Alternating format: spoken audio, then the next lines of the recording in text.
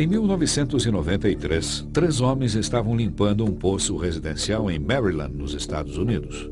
Depois de bombear a maior parte da água, 2 deles baixaram o terceiro homem no interior do poço. O homem começou a remover a sujeira que se acumulava no fundo e a escovar as paredes. Depois de aproximadamente 1 hora, um dos homens gritou para o colega no interior do poço, mas não recebeu qualquer resposta. Jack, are you all right? Ele pediu então ao proprietário da casa que chamasse a emergência e os 2 homens retornaram e baixaram um outro trabalhador sobre uma tábua. Esse encontrou seu colega quase inconsciente. Ele pegou o colega e os 2 homens que estavam na superfície começaram a içá-los, usando por segurança a mesma tábua utilizada para baixar o segundo trabalhador. A tábua começou a quebrar e assim eles baixaram novamente os homens e decidiram esperar a equipe de resgate.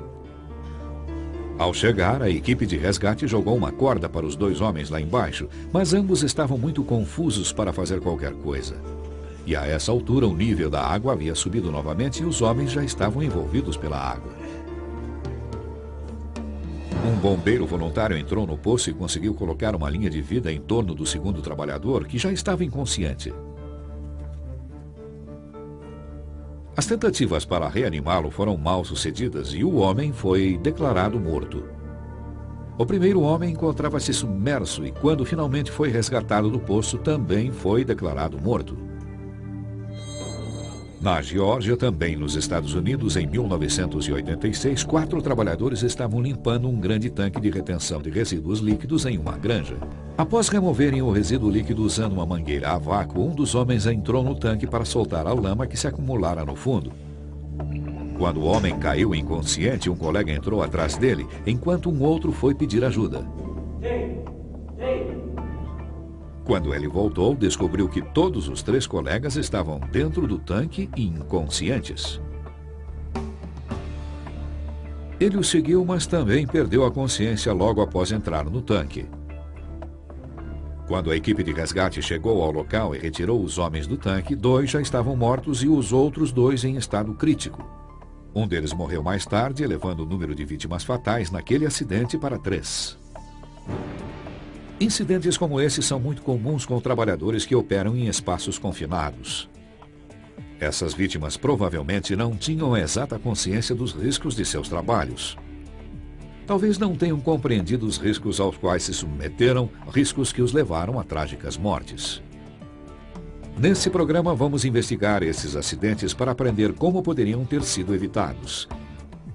Explicaremos também como trabalhar com segurança em espaços confinados, onde, caso você saiba ou não, a sua vida pode estar em risco.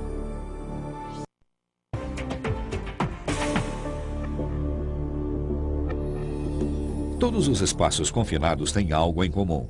Possuem aberturas limitadas para entrada e saída e são grandes o suficiente para que uma pessoa entre, mas nunca são projetados para ocupação contínua. Há diversos tipos de espaços confinados. Vamos ver alguns exemplos e como cada um deles satisfaz a definição de um espaço confinado. Um sistema de esgotos é um espaço confinado. Para entrar, geralmente temos que passar por uma abertura. Essa é a abertura limitada para entrada e saída. Ele também possui uma ventilação natural deficiente. Isso, combinado aos gases geralmente presentes em sistemas de esgoto, pode criar um ambiente de trabalho onde é impossível respirar sem uma proteção respiratória adequada. E os esgotos não foram projetados para uma ocupação humana contínua. Isso satisfaz a terceira parte da definição. Outro exemplo de espaço confinado é um silo de grãos. Os silos possuem pequenas aberturas no topo e base para entrada e saída. A ventilação é pobre, como na maioria dos espaços confinados, gases mortais podem alojar-se no seu interior, tornando a respiração difícil. Os silos são construídos para armazenar grãos e outros materiais, não para abrigar pessoas por longos períodos de tempo.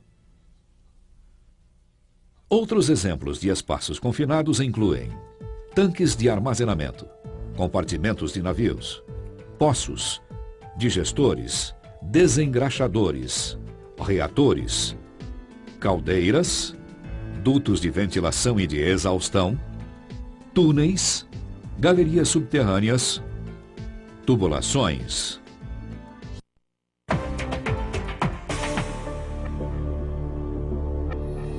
Quando ocorre um acidente, usamos um processo chamado investigação de incidente para determinar o que deu errado. Assim, pode-se evitar que aconteça novamente. Em qualquer incidente, descobrir o que deu errado é a chave para evitar a mesma tragédia no futuro. E mesmo em quase acidentes, onde ninguém realmente se machucou, uma investigação de incidente pode evitar uma tragédia futura. Quase acidentes são alertas gratuitos, mas apenas se os incidentes forem relatados, investigados e corrigidos. A pergunta básica a ser feita em uma investigação de incidentes é bem simples. Por que aconteceu?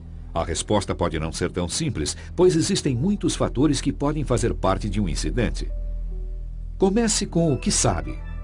Por exemplo, temos um trabalhador machucado ou uma fatalidade? Continue a perguntar. Por quê? Por quê? Continue perguntando até que não haja mais perguntas. O objetivo é encontrar a causa principal, o erro ou os erros que, quando corrigidos, podem evitar que a mesma coisa aconteça novamente. Ao analisar um acidente ou quase acidente, há 4 áreas a serem investigadas. Pessoas. Em primeiro lugar, por que os trabalhadores estavam lá? Foram corretamente treinados? Estavam seguindo os procedimentos adequados? Equipamentos. As ferramentas, materiais e equipamentos corretos estavam disponíveis e sendo usados como deveriam? As ferramentas estavam em boas condições? Os equipamentos de proteção individual corretos, ou EPIs, estavam sendo usados? Ambiente de trabalho. E quanto ao ambiente de trabalho? Considere as instalações e as condições ambientais. Quais eram as condições de trabalho, como níveis de oxigênio no momento do incidente? A estrutura ou o projeto da área contribuíram para o incidente? Sistemas de gerenciamento. Que sistemas de gerenciamento deveriam existir no local para detectar ou corrigir os atos e condições inseguros antes da entrada? A empresa possuía um programa para entrada em espaços confinados? Em qualquer acidente existem 3 níveis de causas. Nível 1, causas diretas. Quando você ouve algo sobre um acidente, isso é geralmente tudo o que se sabe a respeito. Por exemplo, um homem estava sobre uma escada. Um dos degraus quebrou, ele caiu e morreu. A causa de nível 1 da fatalidade foi a queda, mas há sempre mais em relação ao caso quando nos aprofundamos no assunto. Nível 2, causas indiretas. Essas são as ações ou condições inseguras que aconteceram ou existiam antes do acidente propriamente dito. No exemplo da escada, ela estava sem reparos e o homem não a verificou com cuidado antes de subir. Porém, mesmo assim, ainda podemos investigar mais detalhes. Nível 3, causas principais. Essas são o que nós chamamos de falhas no sistema de gerenciamento ou no processo, que permitiram a existência dos atos ou das condições inseguras.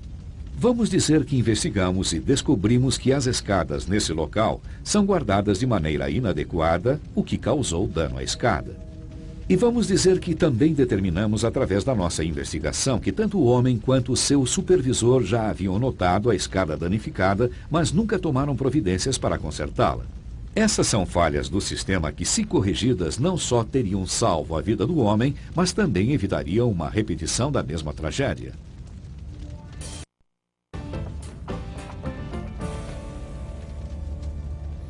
Se você trabalha em espaços confinados, nunca subestime os riscos do seu ambiente de trabalho.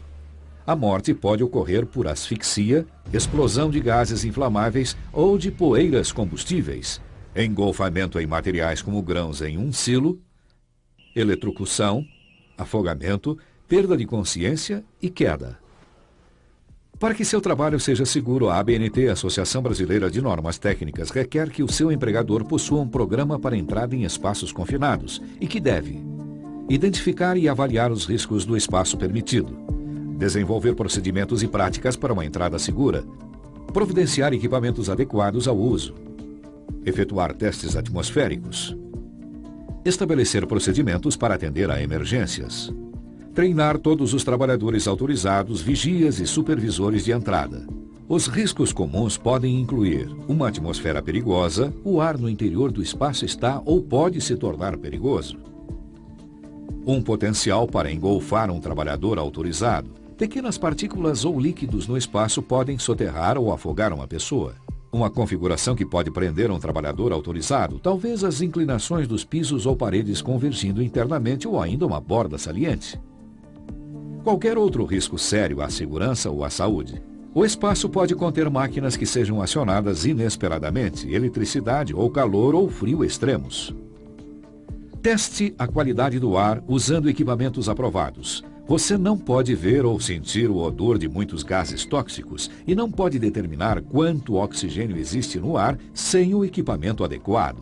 Abrir um espaço confinado e colocar sua cabeça no interior é chamado de quebra do plano de abertura. Isso pode ser fatal. Você pode ser envolvido por gases tóxicos, perder a consciência, cair no interior do espaço e se asfixiar, ou, se fluidos estiverem presentes, pode se afogar. Ventile os espaços confinados. Nunca ventile um espaço confinado com oxigênio puro. Isso pode resultar em uma mistura de gás inflamável. Verifique se o espaço é ventilado por um sistema de ventilação adequadamente configurado, que pode incluir um ventilador ou um exaustor de ar. Então, teste novamente a qualidade do ar antes de entrar no espaço confinado. O sistema deve assegurar a existência de uma atmosfera aceitável para uma entrada segura, mas pode ser necessário continuar ventilando a área durante o trabalho, uma vez que até mesmo sua respiração pode resultar em uma falta de oxigênio e em uma grande quantidade de dióxido de carbono que exalamos quando respiramos. Isole os espaços confinados antes de trabalhar neles. Isso significa colocar o espaço fora de serviço e existem 4 maneiras para se fazer isso. Lacrar as fontes de energia elétrica, de preferência nos desconectores elétricos localizados distantes do equipamento. Bloquear e esvaziar linhas pneumáticas, hidráulicas, de processamento e utilitárias. Desconectar acionamentos de correias e correntes e ligações mecânicas em equipamentos acionados por eixo, como desengraxadores. Prender as peças mecânicas móveis dentro dos espaços confinados usando trancas, correntes, calços, blocos ou outros dispositivos de tamanhos e materiais de construção adequados. Use o equipamento de proteção adequado, inclusive o de proteção respiratória, quando exigido. Há 2 tipos de proteção respiratória. Verifique se está usando o tipo correto. Respiradores purificadores de ar. Esses podem protegê-lo contra gases, vapores, poeiras, névoas e fumos nocivos presentes em espaços confinados, onde também existe oxigênio suficiente para respirar com segurança. Respiradores de adução de ar. Estes estão conectados a fontes de ar e devem ser usados em espaços confinados, onde o nível de oxigênio está abaixo de 19,5%. Um respirador que inclui um suprimento de ar carregado nas costas é chamado de respirador autônomo. São usados comumente pelos bombeiros. Devido ao seu tamanho, eles nem sempre são práticos para serem usados em um espaço confinado. Nesse caso, use um respirador de linha de ar comprimido com cilindro de escape ao entrar nos espaços confinados. Mantenha de prontidão uma pessoa de resgate adequadamente treinada e equipada. Isso significa que deve haver um plano em prática em caso de um acidente para que uma equipe de resgate chegue ao local em poucos minutos. A equipe de resgate também deve possuir treinamento no espaço em que você estará trabalhando. Sempre que estiver entrando em um espaço confinado, certifique-se de que há um vigia do lado de fora em contato constante com você. A principal tarefa do vigia deve ser manter a comunicação com a pessoa no interior do espaço confinado e buscar ajuda, se necessário. Ele nunca deverá entrar no espaço confinado até que a equipe de resgate chegue com os equipamentos adequados. Mais da metade de todas as mortes em espaços confinados ocorre quando alguém sem preparo entra para ajudar um colega inconsciente. Avalie todos os riscos possíveis antes de entrar. Eles podem incluir temperaturas extremas. Se um espaço acabou de ser limpo com vapor, deixe-o resfriar antes de entrar. Riscos de engolfamento. Os silos são particularmente perigosos no que se refere a engolfamento. Você pode ser sugado e soterrado em poucos segundos se estiver de pé sobre a superfície no interior de um silo de grãos, por exemplo. Ruído. Um ruído excessivo pode causar não só a perda permanente da audição, mas também impedir que você escute os alertas dos colegas de trabalho. Superfícies lisas ou molhadas. Objetos que caem. Os riscos de trabalhos realizados, como serviços de solda, queima, corte, aplicação de revestimentos protetores, uso de solventes e de materiais de limpeza. Todos os preparativos antes da entrada são registrados na permissão de entrada em espaços confinados. Os nomes dos trabalhadores autorizados, dos vigias e do supervisor de entrada também são anotados. Os resultados dos testes de gases são registrados e você tem o direito de testemunhá-los ou de solicitar um teste adicional se achar necessário. Nunca entre em um espaço que exige permissão sem que ela esteja preenchida e assinada.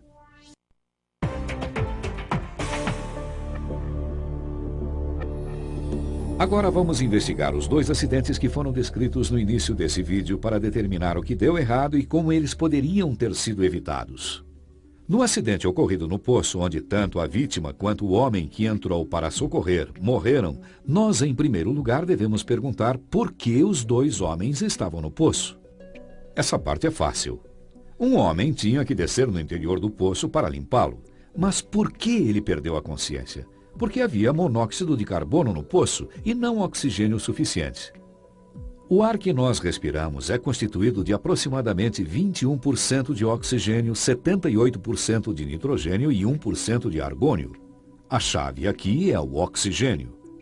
Uma pessoa pode sobreviver se o ar ao seu redor contiver uma concentração de pelo menos 17% de oxigênio, mas você deve usar um respirador com suprimento de ar se o nível de oxigênio for inferior a 19,5%. Se o nível de oxigênio descer a 16% ou menos, sua vida estará em risco.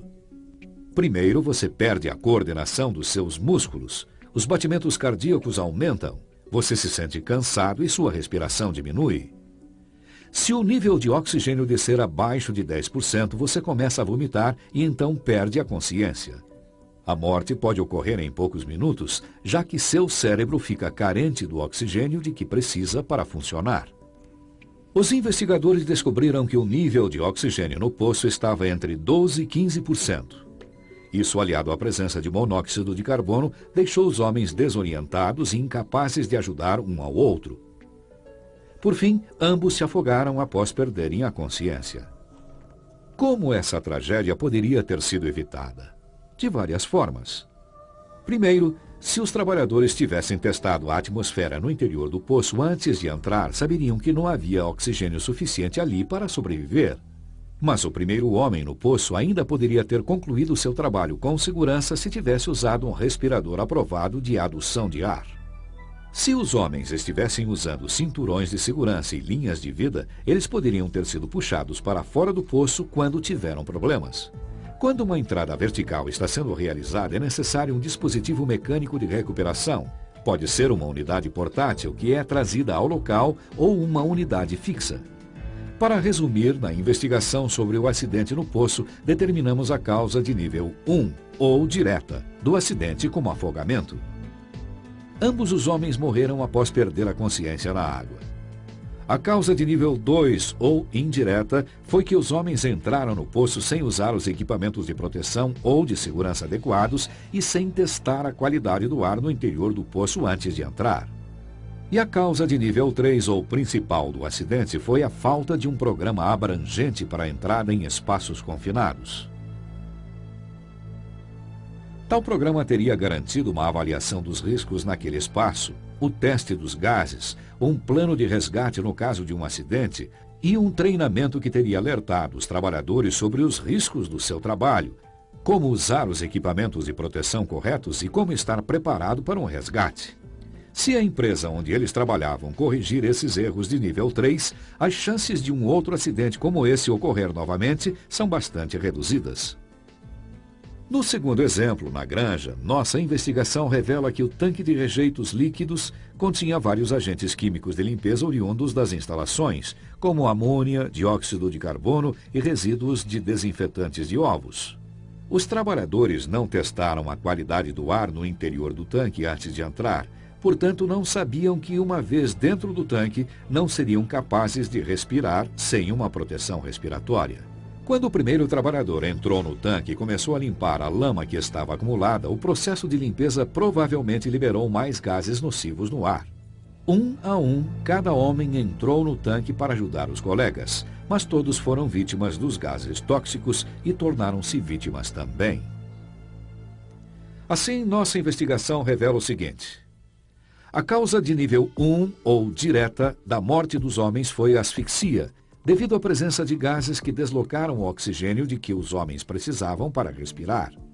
A causa de nível 2, ou indireta, foi a presença daqueles gases nocivos, devido aos materiais que eram enviados regularmente ao interior do tanque. E a causa de nível 3, ou principal, foi a falta de um programa abrangente para a entrada em espaços confinados, que incluiria o treinamento dos trabalhadores sobre os riscos das suas tarefas, o uso de uma permissão de entrada em espaços confinados, o teste correto da qualidade do ar e o uso do EPI adequado como um respirador.